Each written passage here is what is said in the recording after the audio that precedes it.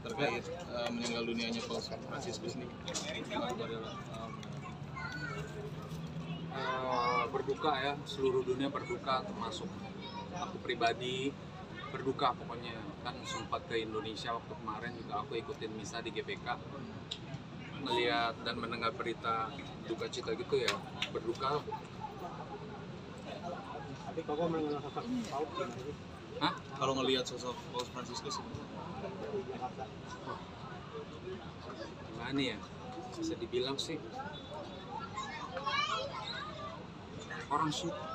orang suci kali ya, aku bilang sih. Aku ngeliat adem, mukanya tenang gitu pada saat di GBK mimpin apa ibadah juga.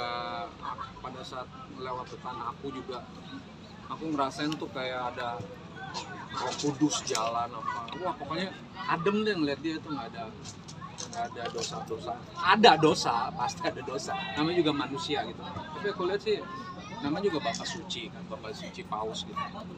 Aku lihat orangnya baik banget gitu. Tapi sebelumnya kan pernah dirawat juga karena pneumonia gitu ya. Nah, ya lo sendiri tahu nggak sih waktu itu beritanya? Tahu, pernah dengar dan beliau kena sakit itu kan. Dan mudah-mudahan ya cepat sembuh gitu, sempat sembuh terus drop lagi kali. Terus dengar kabar duka, sedih banget lah gitu pokoknya. Dengar berita dong, kan aku Katolik juga, aku pasti juga ngikutin beritanya gitu kan. Pemimpin nomor 1 kan sekarang gitu di dunia Katolik. Aku dengar berita. Kenapa? Ngikutin. Kok maaf kok, melihat perjalanan hidupnya beliau sampai akhirnya mengembuskan nafas terakhir, dan bisa dibilang dia untuk Tuhan ya hidupnya gitu. Itu bagaimana melihat kita sebagai Kristiani? Ya, pilihan hidupnya sudah memilih di jalan Tuhan gitu kan. Aku lihat beliau juga memimpin umat Kristiani Katolik, udah gitu juga menjadi sosok yang sangat dihormati, dan juga beliau juga memilih untuk di jalan Tuhan gitu. Jadi aku pikir nggak gampang jadi beliau tuh, nggak gampang gitu. Seumur hidupnya melayani Tuhan. Jadi udah nggak mikirin duit. Dia mana ada mikirin duit. Mikirannya ya udah gimana dia menjadi salesman Tuhan untuk menyebarluaskan kebaikan Tuhan gitu, supaya semua orang tuh jangan salah melangkah dan masuk surga gitu. Itu kan tujuan utama yang mulia gitu kan. Nggak dibayar loh dia gitu. Mana ada mikirin duit, mikirannya ya udah ke Tuhan terus. Dengan profil yang sangat sederhana dengan nama yang besar sekali, itu menjadi contoh juga nggak sih bagi umat Kristiani? Itu dia, kita kan umat Kristiani kadang juga masih kerja mencari uang gitu ya. Itu sih nggak salah, itu harus ya, karena kan kita juga butuh uang di dunia ini gitu. Tapi at least ya jangan mendewakan uang aja gitu. Uang cukup beli helikopter, cukup beli rumah, nggak, pokoknya cukup aja udah. Pokoknya cukup itu udah, nggak kekurangan, kelebihan boleh, nggak kekurangan aja, itu aja, cukup aja lah. Dari sosok beliau yang kokoh bisa ambil apa? Dari kesederhanaannya atau waktu kemarin dia mimpin ibadah, aku nangkep kita harus hidup tuh sesuai dengan jalan Tuhan udah.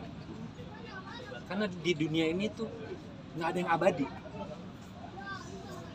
Jadi pendeta ya, di dunia ini nggak ada abadi dan sementara di dunia ini. Jadi gimana kalau kita misalkan setelah meninggalkan dunia ini tuh, itu adalah dunia yang abadi. Setelah dunia ini yang fana ini, kita meninggalkan dunia ini, setelah itu adalah dunia yang abadi, beliau bilang. nah kalau Langsung merinding kan. iya. Jadi di dunia ini nih sementara. Kita hidup di dunia 80, 90, 100, maksimal 100. Kalau dikasih bonus itu udah 100, udah bonus banget. 80 mentok lah sekarang, udah susah hidup 80 tahun kan. Itu juga udah bonus gitu. Tapi ya mudah-mudahan kita bisa lebih gitu. Ya selebihnya selamanya di Taman Firdaus itu. Di mana Taman iya. Firdaus? Surga.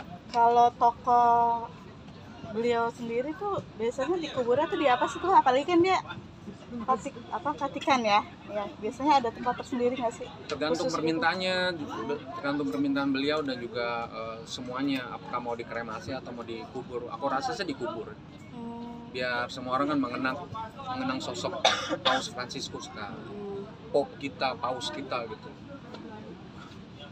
Paus, aduh, baik banget gitu. Nggak bisa kata-kata, udah sedih.